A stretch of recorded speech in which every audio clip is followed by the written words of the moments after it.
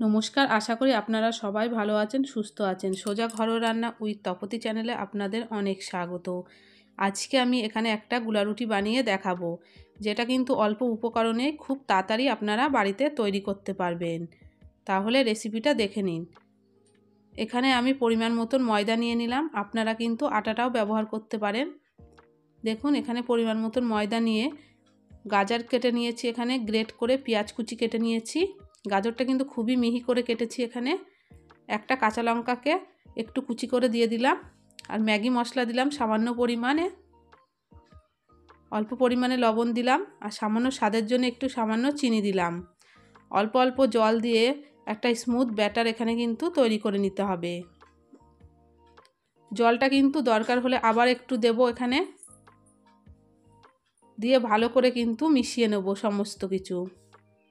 আপনারা কিন্তু এখানে একটা ডিমও দিতে পারেন, তাহলে কিন্তু গুলারুটির টেস্টটা আরও সুন্দর লাগবে খেতে। অনেক সময় ব্রেকফাস্টে কি করবেন বুঝে পারেন না, তখন কিন্তু এই রেসিপিটা খুব সহজেই তাড়াতাড়ি আপনারা করতে পারবেন, আর খুব সুন্দর লাগে খেতে।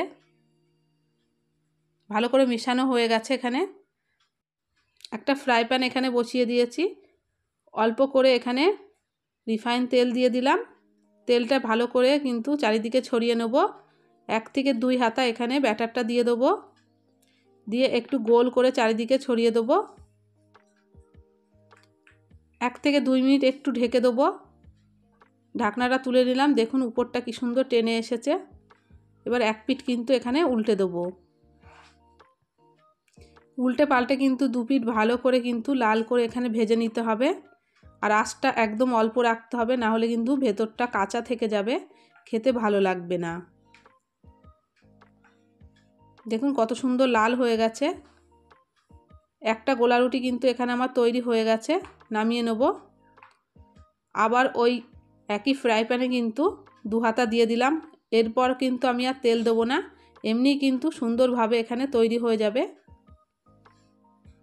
এপিট ওপিট 2 পিঠ ভালো করে কিন্তু উল্টে পাল্টে তৈরি করে নিতে হবে, এখানে লাল লাল করে ভেজে। দেখুন তৈরি হয়ে গেছে।